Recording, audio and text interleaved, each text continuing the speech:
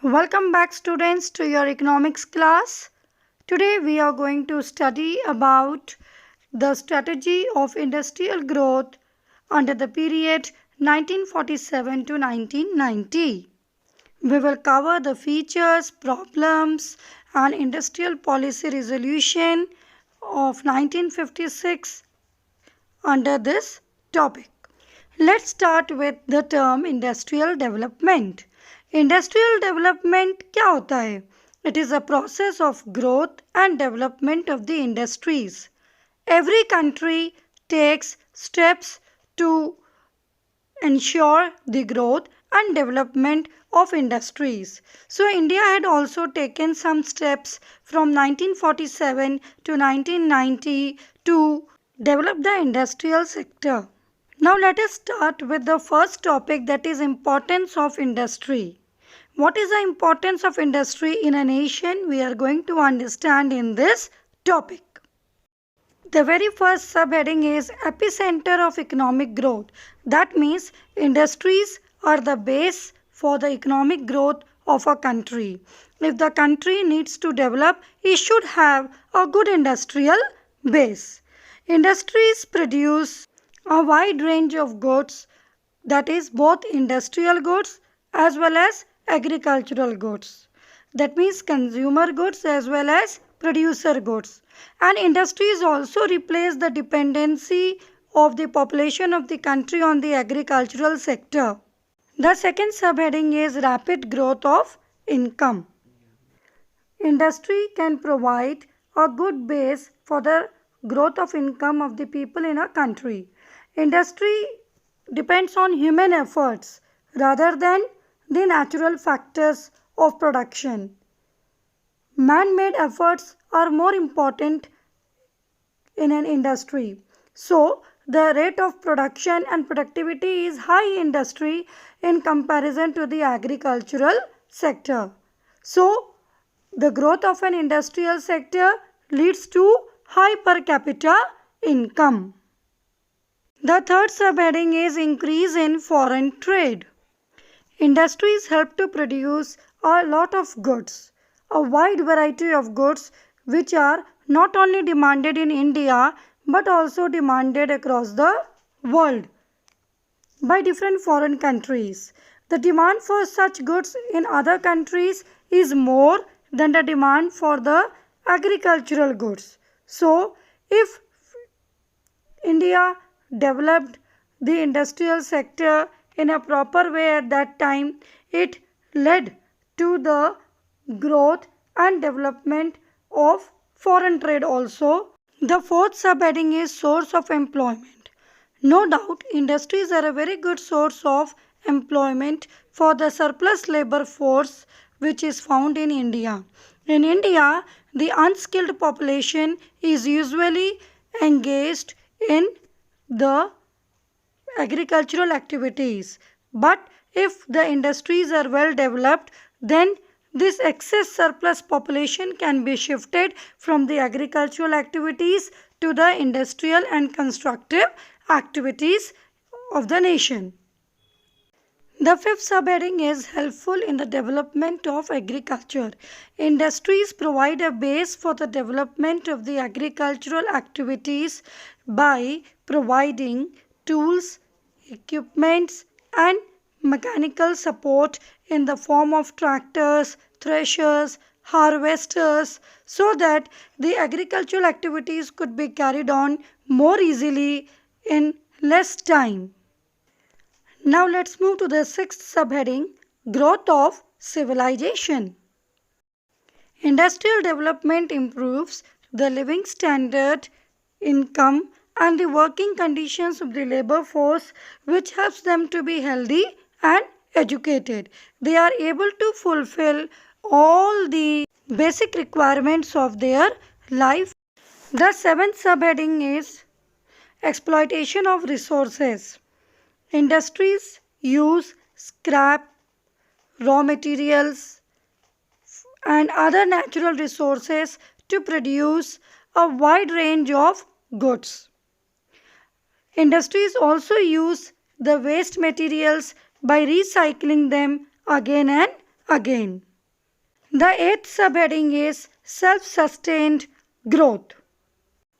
The growth and development of capital goods industries, which means the mechanical industries, promote the growth of the agricultural sector and other facilities like transportation as well as communication. It helps the country to provide a huge variety of goods at low cost and become self-dependent.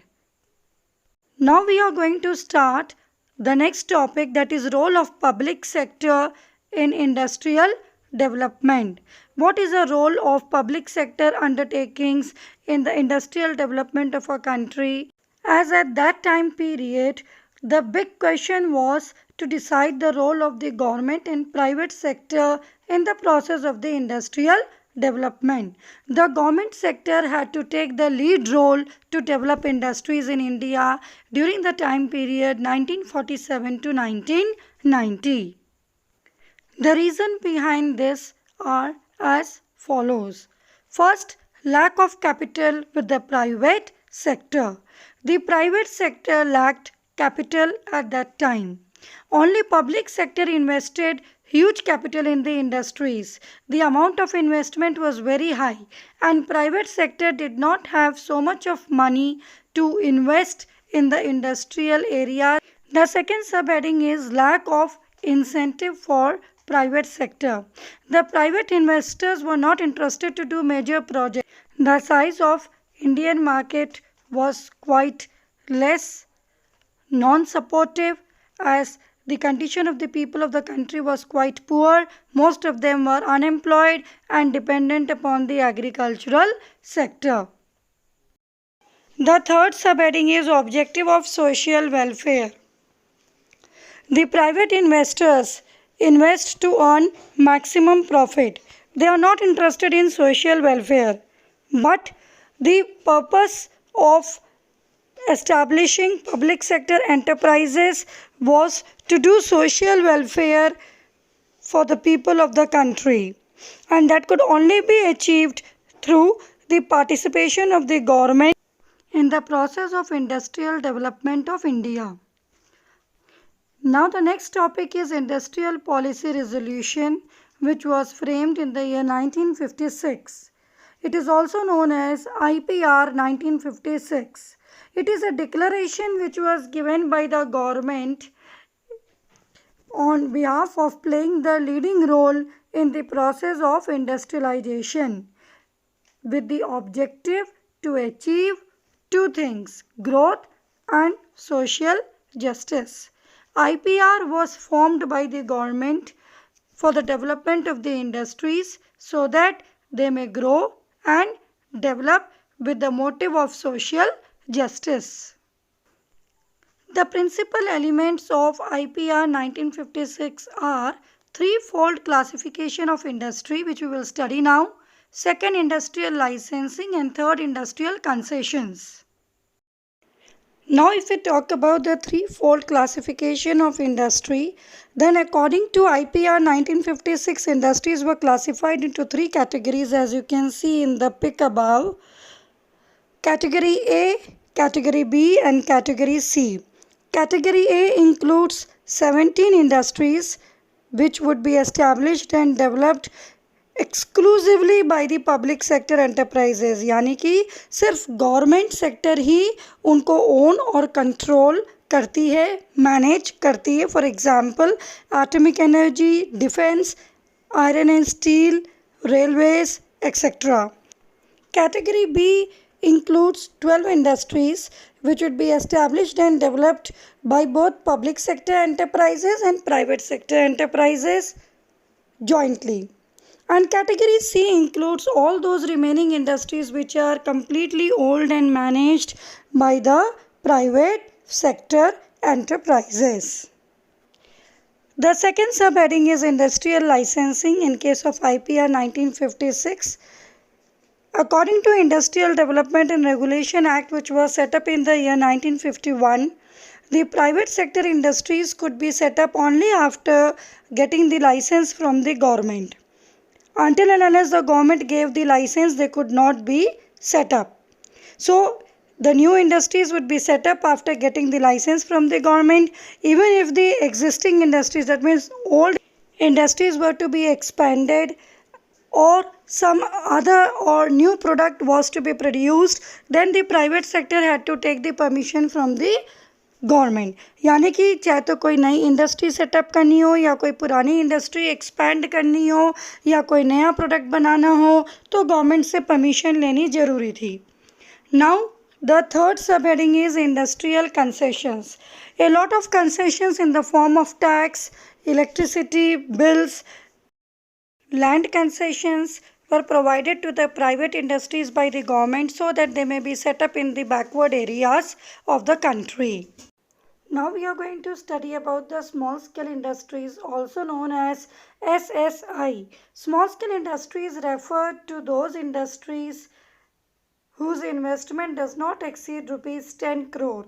That means the specific feature of small scale industry is that it has very low level of investment. Now what are the main features of SSI?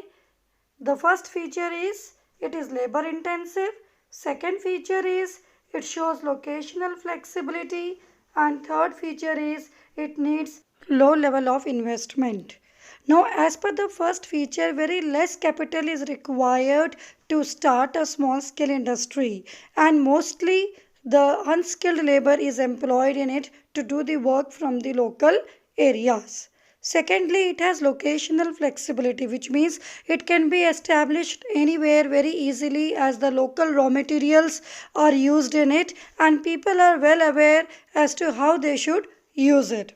The third point is low level of investment, which I had already explained to you earlier. Very less capital is required to set it up.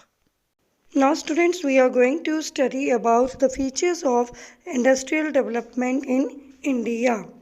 The very first feature is diversification of industries. After independence, consumer goods industries as well as capital goods industries were set up and developed in India. दोनों तरह की industries India में setup करी गई जो consumer goods भी produce करती थी और कैपिटल गुड्स भी प्रोड्यूस करती थी, यानी कि मैकेनिकल गुड्स भी प्रोड्यूस करती थी. So this was the biggest development in the industrial sector in India after independence. Now we proceed to the second heading, coexistence of large scale and small scale industries.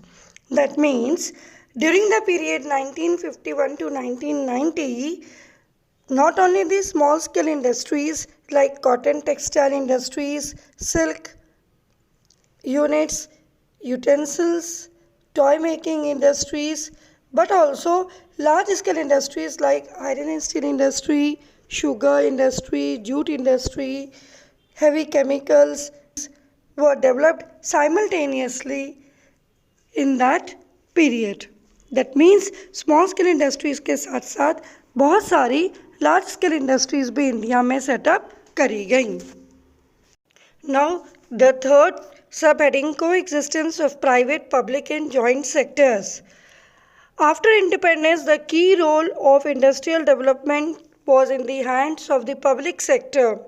The government had to involve itself in the process of industrialization. 17 industries were under public sector, termed as public sector undertakings.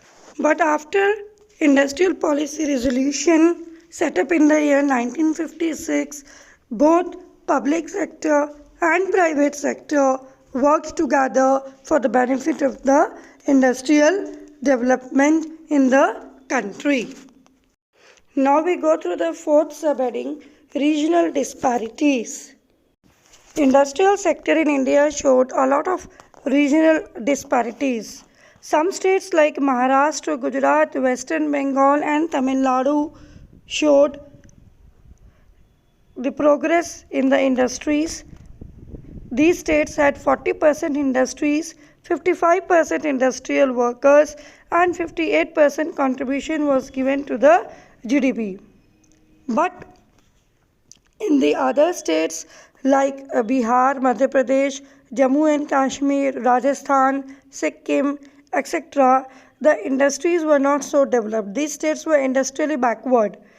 But after independence, some states like Punjab, Haryana, Andhra Pradesh, Karnataka, Kerala, Goa, and Delhi, they showed mediocre and satisfactory industrial progress. The fifth heading is FERA and MRTP Act, Foreign Exchange Regulation Act and Monopolies Restrictive Trade Practices Act. Foreign Exchange Regulation Act was passed in 1973 to regulate and control the payments and foreign exchange in India coming through exports and going out through imports. Some companies whose business was related to the export and import processes had to be under the continuous monitoring of Foreign Exchange Regulation Act.